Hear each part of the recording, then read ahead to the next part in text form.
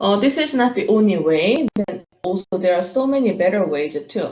I just try to write this one to easy to read. First, my vertex class has two fields, value, two attributes, value and edge list. My edge list default value is empty list, so I made only one constructor with default value for edge list. So it can have one argument constructor or two argument constructors. Then build a graph is getting the file name. So by checking if the file exists or not, you can use os.path.isFile method. My graph is a list. Then I read line by line, and each line I read two vertices. So v1, v2 are now string. Then check if v1 is in the graph already. Not very efficient way, but I just use the list comprehension. I try to use the list comprehension as much as possible for this one to show you. Then if v value is in the graph, if v is in the graph, I don't do anything at here. But if v1 is not in the graph, then I'm going to make vertex object with v1 string, then add to the graph.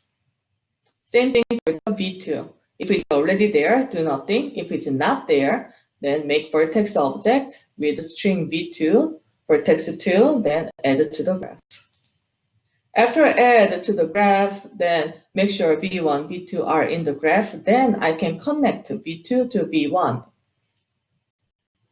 So get the vertex object. I just use the list comprehension again. Then after I get the same value one from the graph, then just return the first item. So v1, v, v2, v has a vertex object, pointing vertex object in the graph list. Then add vertex v, vertex 2 to the vertex 1's edge list. In that case, because Python is using the public attributes, then if you are using the reference, like just the edge list without the decopying it causes an error. It causes a problem. v2v will be added to every edge list of the vertex class, vertex object. So you have to make the deep copy. So you are not going to use a reference. You are going to just use the old values copied one, then add new vertex, then update the edge list. I can sort list with object by using the key. Whenever you use a sorted method, you probably can give key. Key means from what are you going to use to sort the items in the list or set or wherever data structure. I can use the value of the each vertex, so I use the lambda function here.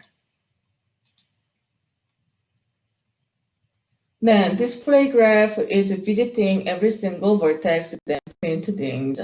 Then is reachable. I used a similar algorithm as we went over today. First, I don't really have to check the whole test twice, but I just did it to make it faster. I have a queue that means a kind of a frontier, then visited is like explored. Then check it.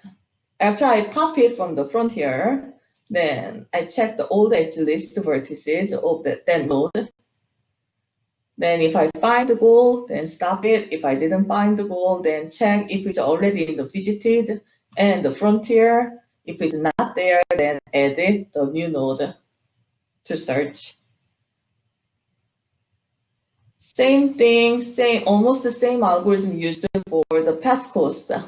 Have a frontier, explored, and I just store the path as a separate dictionary to make it easy to find shortest path.